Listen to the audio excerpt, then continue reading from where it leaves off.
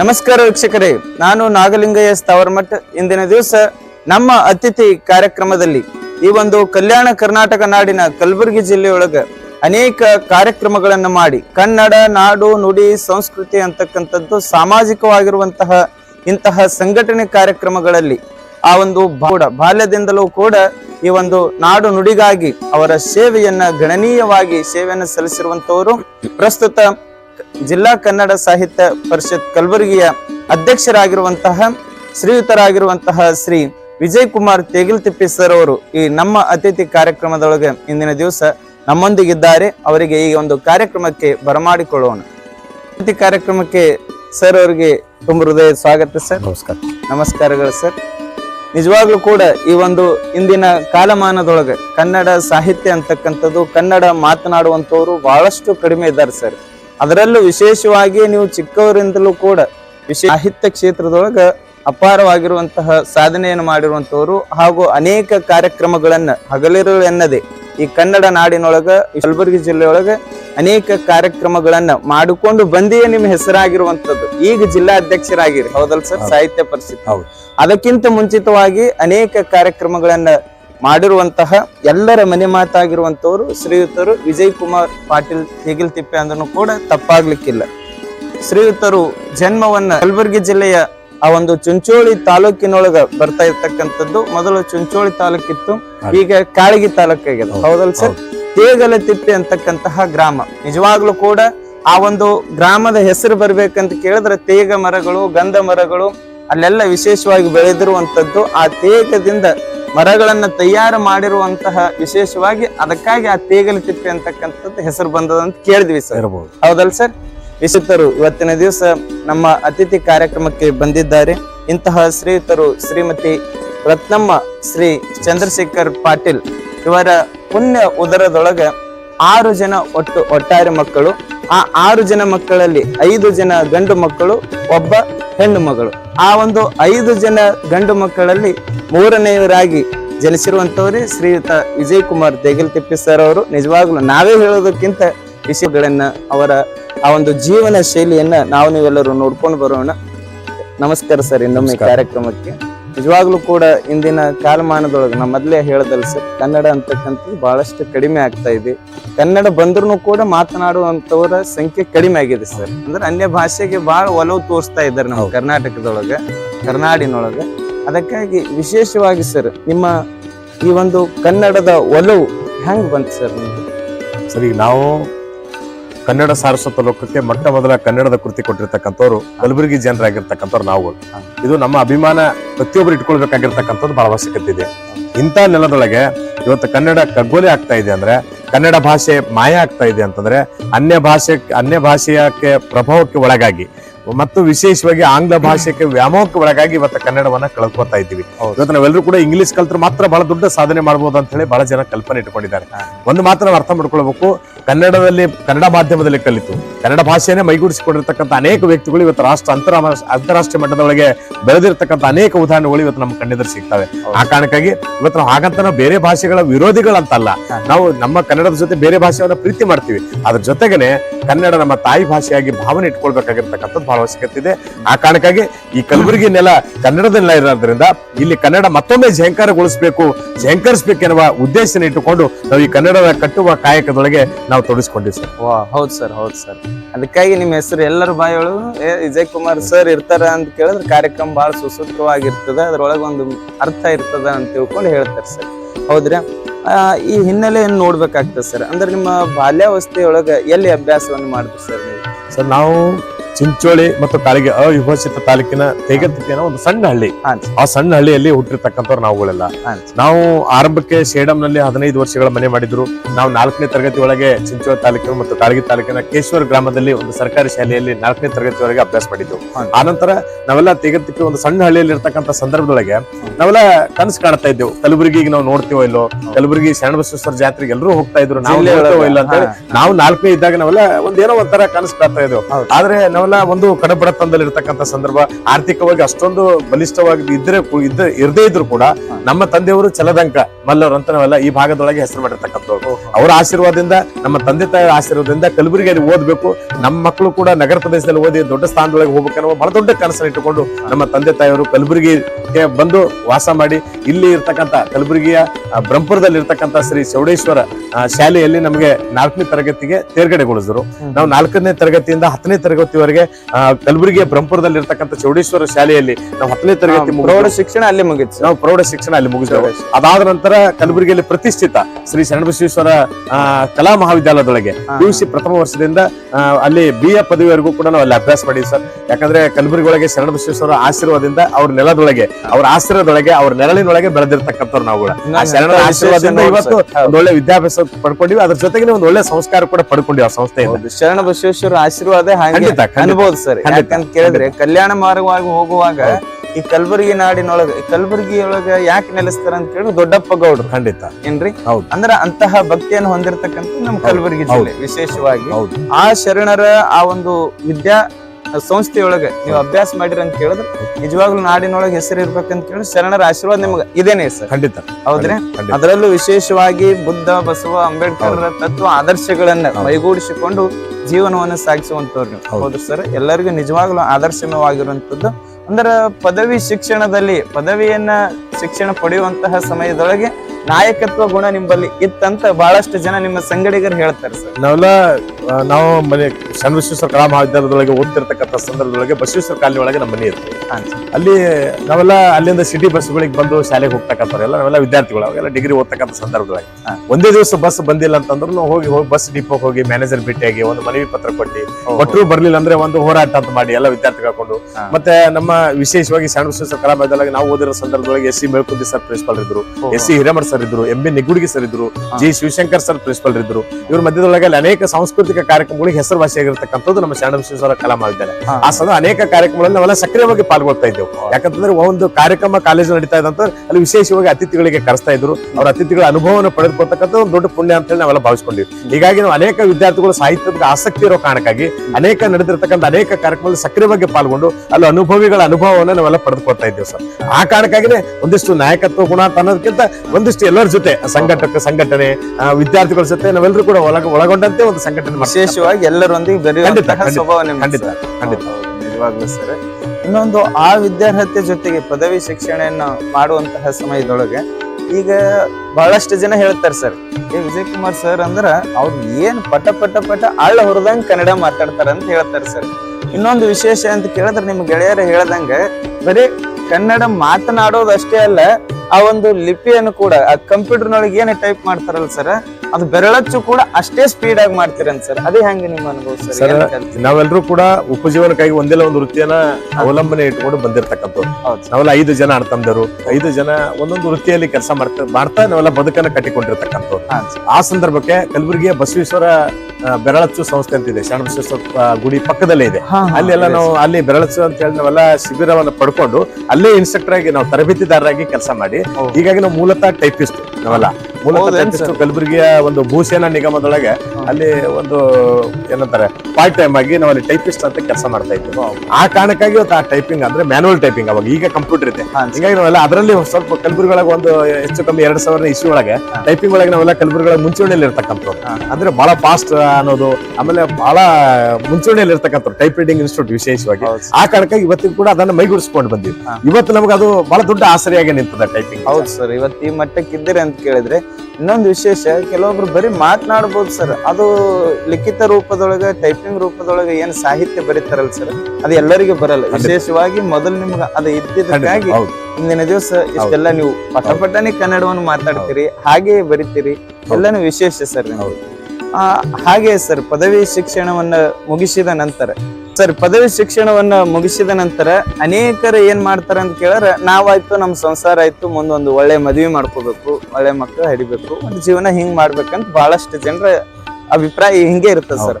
ಆದ್ರೂ ವಿಶೇಷವಾಗಿ ನೀವು ಅಷ್ಟಕ್ಕೆ ಸೀಮಿತವಾಗದೆ ಈ ಸಾಹಿತ್ಯವನ್ನ ಬೆಳೆಸಿ ಅನೇಕ ಸಂಘಟನೆಯನ್ನ ಮಾಡಿ, ಅನೇಕ ಕಾರ್ಯಕ್ರಮಗಳನ್ನ ಮಾಡಿ, ಹಾಗೆ ವಿಶೇಷವಾಗಿ ಸಂಘ ಸಂಸ್ಥೆಗಳು ಕೂಡ ಒಂದು 3 ಸಂಸ್ಥೆಗಳು ನೀವು ಮಾಡಿರಿ ಅಂತ ಕೇಳಿದ್ದೀನಿ ಸರ್ ನಾನು.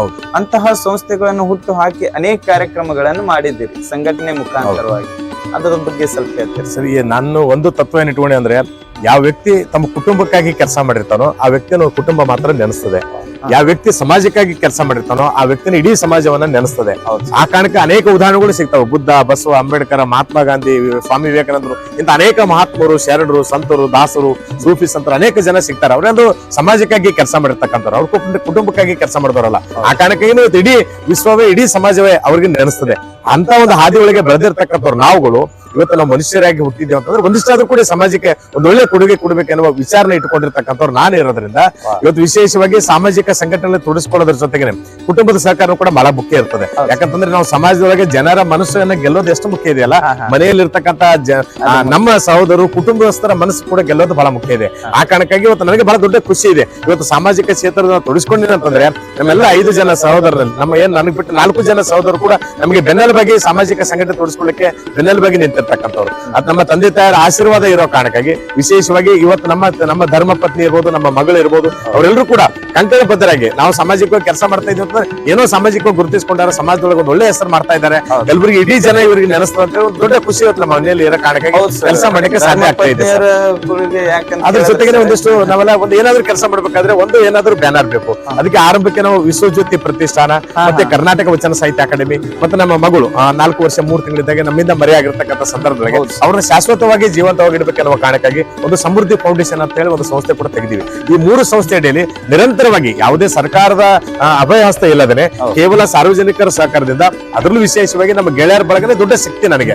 ಈಗೆಲ್ಲ ಸುಮಾರು 25 ವರ್ಷಗಳಿಂದ ನಾನು ಈ ಮಟ್ಟಕ್ಕೆ ಬೆಳೆದಿನ ಅಂತಂದ್ರೆ ಅದು ನಮ್ಮ ಗೆಳೆಯರ ಬಳಗ ಶಕ್ತಿ ಅಂತ ಹೇಳಿ ನಾನು ಬಹಳ ಖಡಾಖಂಡಿತವಾಗಿ ಎಲ್ಲಾ ಕಡೆ ಹೇಳ್ತೀವಿ. ಯಾಕಂದ್ರೆ ಗೆಳೆಯರ ಬಳಗದ ಸಹಕಾರದಿಂದ ಈ ಕಲಬುರಗಿ ಈ ಮಟ್ಟಕ್ಕೆ ನಾನು ಬಂದಿದ್ದೇನೆ. ಆ ಗೆಳೆಯರ ಬಳಗದ ಸಹಕಾರದಿಂದ ಆ 3 ಸಂಘಟನೆಗಳಲ್ಲಿ ರಚನಾತ್ಮಕವಾಗಿರ್ತಕ್ಕಂಥ ಕಾರ್ಯಕ್ರಮಗಳು, ಸಮಾಜಮುಖಿಯಾಗಿರ್ತಕ್ಕಂಥ ಕಾರ್ಯಕ್ರಮಗಳು, ಜನಪರ ಜೀವಪರವಾಗಿರ್ತಕ್ಕಂಥ ಕಾರ್ಯಕ್ರಮವನ್ನ ನಮ್ಮ ಗೆಳೆಯರ ಬಳಗದಿಂದ ಸಹಕಾರದಿಂದ ಮಾಡ್ತಾ ಬಂದಿದ್ದೀವಿ. ಮತ್ತು ವಿಶೇಷವಾಗಿ ಭಾಗದ ಸಾಹಿತ್ಯವನ್ನು ಬೆಳೆಸುವ ನಿಟ್ಟಿನೊಳಗೂ ಕೂಡ ವಿಶ್ವಜ್ಯೋತಿ ಪ್ರತಿಷ್ಠಾನದ ಆಶ್ರಯದೊಳಗೆ ಪ್ರಥಮ ಬಾರಿಗೆ ಅನೇಕ ಸಮ್ಮೇಳನಗಳನ್ನ ಇವತ್ತು ನಾವು ಕಲಬುರಗಿ ಒಳಗೆ ಮಾಡಿರ್ತಕ್ಕಂಥ ಕೀರ್ತಿ ನಮ್ಮ ಸಂಘಟನೆಗಳಿಗೆ ಸೇರ್ತದೆ. ಹೌದು ಸರ್, ಯುವ ಸಾಹಿತಿಗಳಿಗಾಗಿರ್ಬೋದು, ಕನ್ನಡವನ್ನ ಅಭ್ಯಾಸ ಮಾಡುವಂತವ್ರಿಗಾಗಿರ್ಬೋದು, ನಿಜವಾಗ್ಲೂ ನಿಮ್ಮ ಜೀವನ ಆದರ್ಶವಾಗಿರುವಂತದ್ದು ಸರ್. ಯಾಕಂತ ಕೇಳಿದ್ರೆ ಮೊದಲೇ ನೀವು ವಿಶ್ವಜ್ಯೋತಿ ಪ್ರತಿಷ್ಠಾನವನ್ನ ಸ್ಥಾಪನೆಯನ್ನು ಮಾಡಿರುವಂತಹ ಸಮಯದೊಳಗೆ ಅನೇಕ ಕಾರ್ಯಕ್ರಮಗಳು ಮಾಡ್ತಿದ್ರಿ.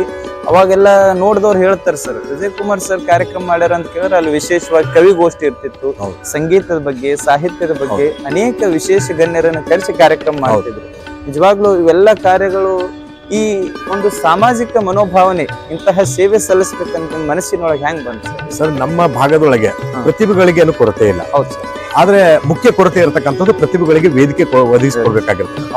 ಈ ಕೊರತೆಯನ್ನ ನೀಗಿಸಬೇಕಾದ ನಿಟ್ಟಿನೊಳಗೆ ಎಲ್ಲಾ ಸಂಘಟನೆಗಳ ಮೂಲಕ ನಾವು ಈ ಭಾಗದಲ್ಲಿ ಇರ್ತಕ್ಕಂಥ ಎಲ್ಲಾ ಪ್ರತಿಭೆಗಳಿಗೆ ವೇದಿಕೆ ಕೊಡ್ತೀವಂತಲ್ಲ, ಒಂದಿಷ್ಟಾದ್ರೂ ಕೂಡ ನಮ್ಮ ಕಣ್ಣು ಮುಂದೆ ಇರ್ತಕ್ಕಂಥ ಒಂದಿಷ್ಟಾದ್ರೂ ಪ್ರತಿಭೆಗಳಿಗೆ ವೇದಿಕೆ ಕೊಟ್ಟಿದೆ ಆದ್ರೆ ಆ ಪ್ರತಿಭೆ ಮತ್ತಷ್ಟು ಎತ್ತರದ ಮಟ್ಟಕ್ಕೆ ಬೆಳೀಲಿಕ್ಕೆ ಸಾಧ್ಯ ಆಗ್ತದೆ ಅನ್ನೋ ಭಾವನೆ ನಾವೆಲ್ಲ ಇಟ್ಕೊಂಡಿದ್ವಿ ಸರ್.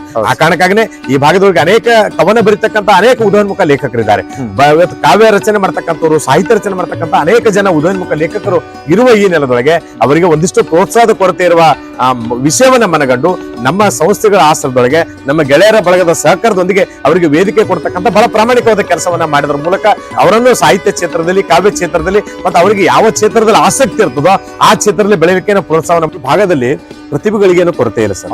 ಆ ಪ್ರತಿಭೆಗಳನ್ನ ವ್ಯಕ್ತಪಡಿಸಕ್ಕೆ ಒಂದಿಷ್ಟು ವೇದಿಕೆಗಳ ಕೊರತೆ ಇದೆ ಅನ್ನುವ ವಿಷಯವನ್ನ ಮನಗೊಂಡು ನಮ್ಮ 3 ಸಂಸ್ಥೆಗಳ ಆಶ್ರಯದಲ್ಲಿ ನಮ್ಮ ಗೆಳೆಯರ ಬಳಗದ ಸಹಕಾರದೊಂದಿಗೆ ಅವರಲ್ಲಿರ್ತಕ್ಕಂಥ ಪ್ರತಿಭೆಗೆ ಒಂದಿಷ್ಟು ಪ್ರೋತ್ಸಾಹ ಕೊಡ್ತಕ್ಕಂಥ, ಅವರಲ್ಲಿರ್ತಕ್ಕಂಥ ಪ್ರತಿಭೆಗೆ ಒಂದಿಷ್ಟು ಬೆಳಕು ಕೊಡ್ತಕ್ಕಂಥ, ಅವರಿಗೆ ಧ್ವನಿ ಕೊಡ್ತಕ್ಕಂಥ ಕೆಲಸವನ್ನ ಆ ಸಂಸ್ಥೆ ಮೂಲಕ ನಾವು ಮಾಡಿದ್ವಿ ಸರ್. ಯಾಕಂತಂದ್ರೆ ಒಬ್ಬ ವ್ಯಕ್ತಿ ಕವನ ಒಳ್ಳೆ ರೀತಿಯಿಂದ ಕವನ ಬರೀತಾನಂತಂದ್ರೆ ಅವನಿಗೆ ಎಲ್ಲಿ ಹೋಗಿ ಕವನ ಓದ್ಬೇಕನ್ನುವ ಅನೇಕ ರೀತಿಯ ತೊಂದರೆಗಳು ಅವನಿಗೆ ಎದುರಾಗ್ತದೆ.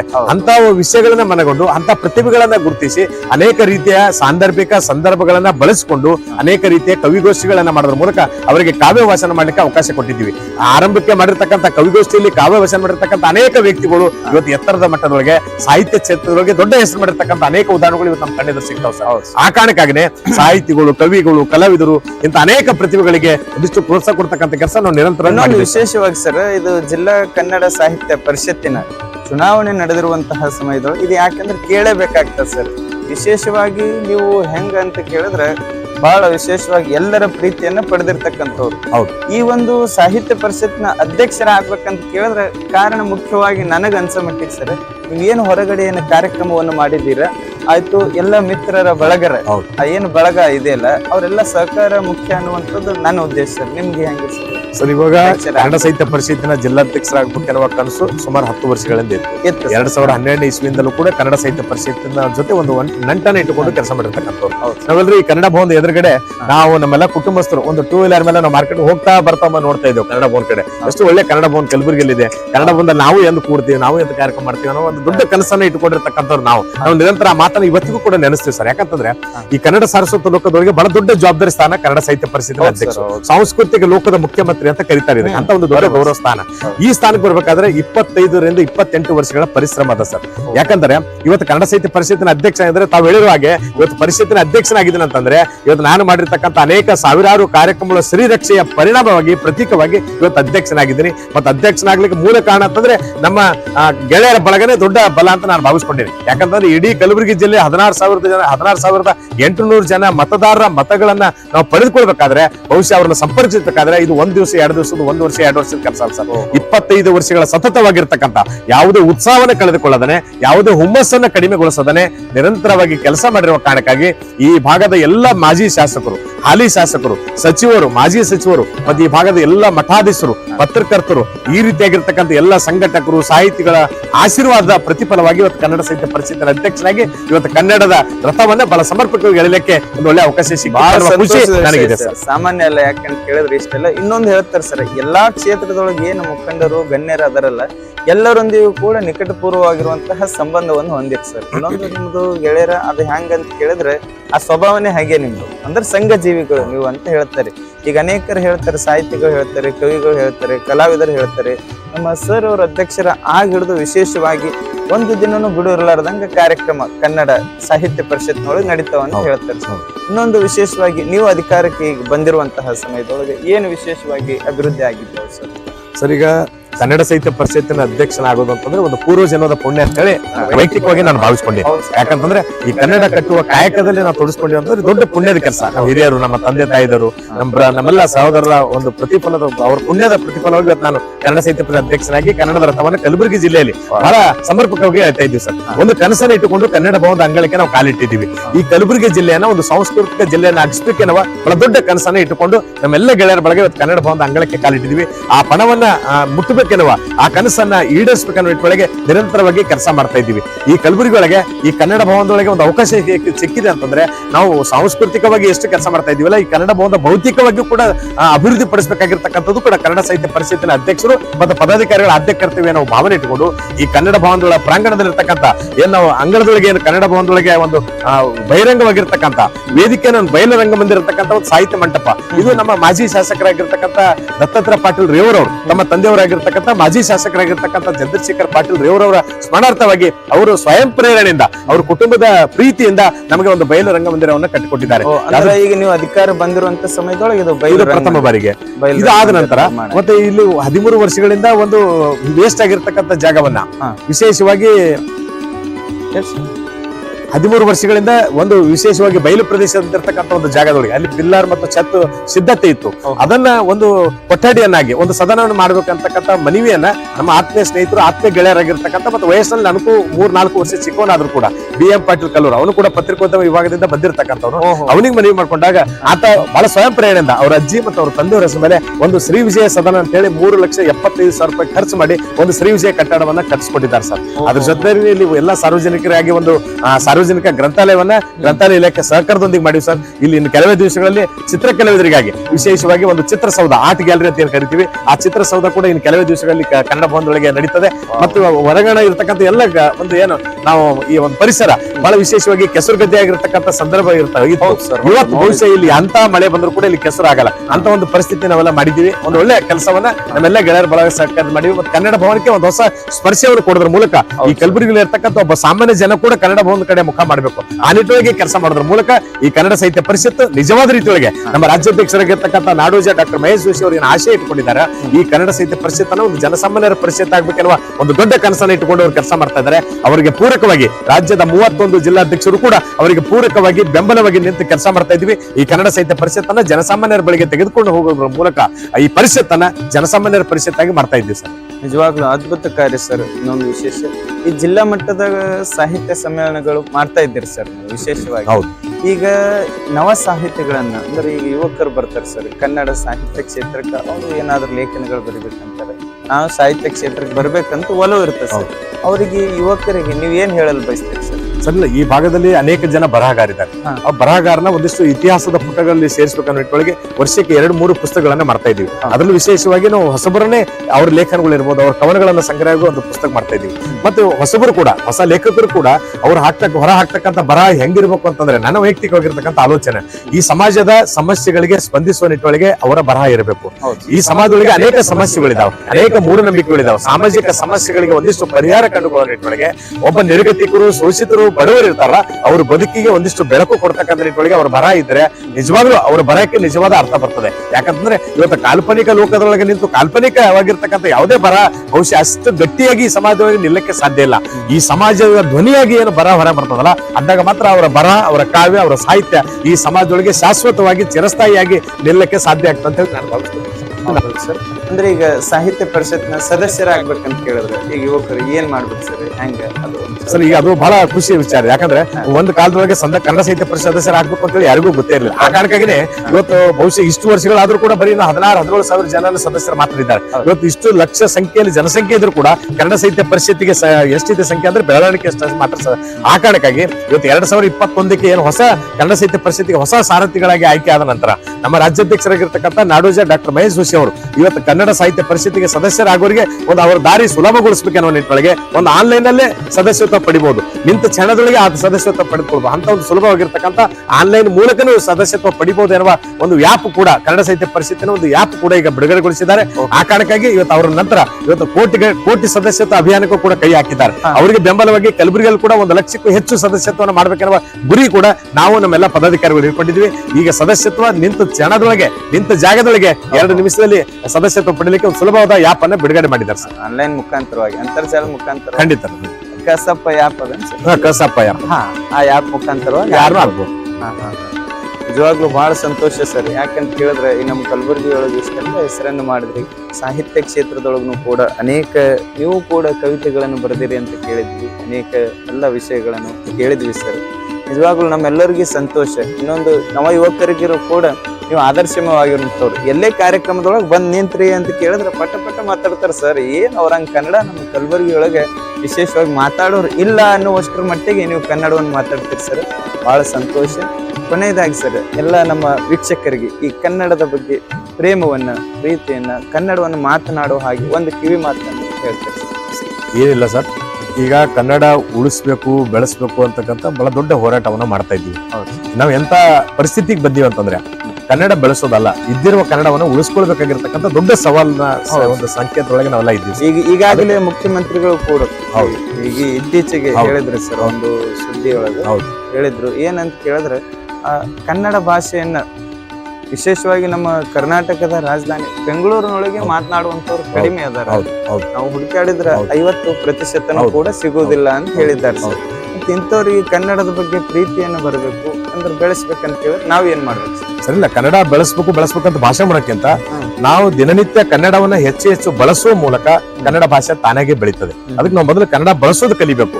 ನಾವು ಅನ್ಯ ಭಾಷಿಗರ ವಿರೋಧಿ ಅಂತಲ್ಲ, ಮತ್ತೊಬ್ಬರಿಗೂ ಕೂಡ ಕನ್ನಡ ಕಲಿಸ್ತಕ್ಕಂಥ ಕೆಲಸವನ್ನು ಮಾಡಬೇಕು, ಮತ್ತೊಬ್ಬರಿಗೂ ಕೂಡ ಕನ್ನಡವನ್ನ ಮಾತಾಡಿಸ್ತಕ್ಕಂಥ ಕೆಲಸವನ್ನ ನಾವು ಮಾಡಬೇಕು. ಆ ಕಾರಣಕ್ಕಾಗಿ ಕನ್ನಡ ಸಾಹಿತ್ಯ ಪರಿಷತ್ ವತಿಯಿಂದ ಕನ್ನಡ ಬರದೇ ಇರತಕ್ಕಂಥ ವ್ಯಕ್ತಿಗಳನ್ನ ಕನ್ನಡ ಕಲಿಸುವ ಒಂದು ಕಲಿಕಾ ಕೇಂದ್ರ ಕೂಡ ನಾವು ಆರಂಭ ಮಾಡ್ತಾ ಇದ್ವಿ. ಆ ಮೂಲಕ ಒಂದು ಕನ್ನಡ ಖಂಡಿತವಾಗಿ. ಯಾಕಂದ್ರೆ ಅನೇಕ ಜನ ಇಲ್ಲಿ ಫ್ಯಾಕ್ಟ್ರಿಗಳು ಹೊರಗಿಂದ ಬಂದಿರತಕ್ಕಂಥ ಫ್ಯಾಕ್ಟ್ರಿಗಳಿದಾವೆ. ಆ ಫ್ಯಾಕ್ಟ್ರಿಯಲ್ಲಿ ಹೊರಗಿನ ಜನ ನೌಕರದಾರ, ಅವ್ರಿಗೆ ಕನ್ನಡನೇ ಬರಲ್ಲ.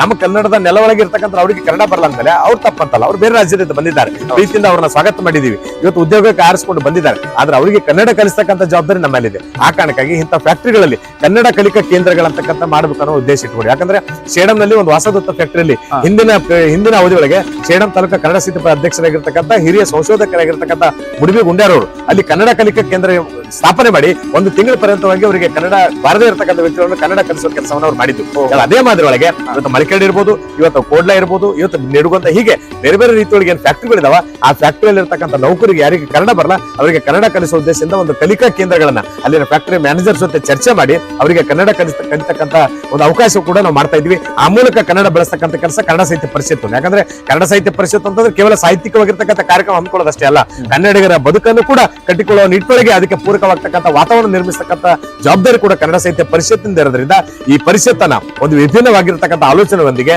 ಒಂದು ವೈವಿಧ್ಯವಾಗಿರ್ತಕ್ಕಂಥ ಕಾರ್ಯಕ್ರಮಗಳ ಮೂಲಕನೇ ಈ ಕನ್ನಡ ಕಟ್ಟುವ ಕೆಲಸವನ್ನ ಕನ್ನಡ ಸಾಹಿತ್ಯ ಪರಿಷತ್ತು ಮಾಡ್ತದೆ. ಖಂಡಿತವಾಗಿ ನಾವೇನು ಕನಸನ್ನು ಇಟ್ಟುಕೊಂಡಿದೀವಿ, ಇಂಥ ಅನೇಕ ರಚನಾತ್ಮಕವಾಗಿರ್ತಕ್ಕಂಥ ಕಾರ್ಯಕ್ರಮವನ್ನು ಆಯೋಜನೆ ಮಾಡೋದ್ರ ಮೂಲಕ ಈ ಕಲಬುರಗಿ ಜಿಲ್ಲೆಯನ್ನ ಒಂದು ಸಾಂಸ್ಕೃತಿಕ ಜಿಲ್ಲೆಯನ್ನಾಗಿಸುವ ಕೆಲಸವನ್ನ ನಾವು ಖಂಡಿತವಾಗಿ ಮಾಡ್ತೀವಿ ಸರ್. ಅದ್ಭುತ ಸರ್, ನಿಜವಾಗ್ಲೂ ಬಹಳ ಸಂತೋಷ ಆಗ್ತದೆ ಸರ್ ಇಲ್ಲಿವರೆಗೂ. ಯಾಕಂತ ಹೇಳಿದ್ರೆ ತಮ್ಮ ಅಮೂಲ್ಯವಾಗಿರುವಂತಹ ಸಮಯ, ಅನೇಕ ಕಾರ್ಯಕ್ರಮಗಳು ಇರ್ತವೆ, ಎಲ್ಲ ವೇದಿಕೆಗಳಲ್ಲಿ ತಾವು ಇರ್ತೀರಿ, ಮತ್ತೆ ಎಲ್ಲ ಕಚೇರಿಯ ಕಾರ್ಯಗಳಿದ್ರೂ ಕೂಡ ನಮಗೆ ನಿಮ್ಮ ಅಮೂಲ್ಯವಾಗಿರುವಂತಹ ಸಮಯವನ್ನು ಕೊಟ್ಟಿದ್ದೀರಿ ಸರ್. ನಿಜವಾಗ್ಲೂ ಕೂಡ ಈ ಒಂದು ಸಾಹಿತ್ಯ ಕ್ಷೇತ್ರದೊಳಗಾಗಿರ್ಬೋದು, ಈ ನಾಡಿನೊಳಗೆ ಇನ್ನೂ ಕೂಡ ಹೆಚ್ಚಿನ ಆ ಒಂದು ಹುದ್ದೆಯನ್ನ ಸಿಗುವ ಹಾಗೆ, ಅಧಿಕಾರವನ್ನ ಸಿಗುವ ಹಾಗೆ, ನಿಮ್ಮ ಸೇವೆ ವಿಶೇಷವಾಗಿ ಸಮಾಜಕ್ಕೆ ಸಲ್ಲುವ ಹಾಗೆ ಆ ಭಗವಂತ ಆ ಶರಣ ಬಸವೇಶ ಕರುಣಿಸ್ಲಿ ಅಂತ ತಿಳ್ಕೊಂಡು ನಾವು ನಿಮ್ಗೆ ಕೇಳ್ಕೊಳ್ತೀವಿ ಸರ್. ಇದೇವರು ಕಾರ್ಯಕ್ರಮದಲ್ಲಿ ಭಾಗಿಯಾಗಿ ನಮ್ಮೆಲ್ಲ ಕನ್ನಡಿಗರಿಗೆ, ವಿಶೇಷವಾಗಿ ಎಲ್ಲ ವೀಕ್ಷಕರಿಗೆ ಈ ಕನ್ನಡದ ಬಗ್ಗೆ, ತಮ್ಮ ಜೀವನದ ಬಗ್ಗೆ ನಮಗೆಲ್ಲ ಬಹಳ ಸುಂದರವಾಗಿ ಅನುಭವವನ್ನ ಹೇಳಿದ್ರಿ ಸರ್. ನಿಮಗೆ ಇನ್ನೊಮ್ಮೆ ನಮ್ಮ ಈ ಒಂದು ವೀಕ್ಷಣೆ ವತಿಯಿಂದ, ಈ ಒಂದು ಟಿವಿ ವತಿಯಿಂದ ತುಂಬ ಹೃದಯ ಧನ್ಯವಾದಗಳನ್ನು ಸಲ್ಲಿಸ್ತೀನಿ. ಧನ್ಯವಾದ. ತುಂಬಾ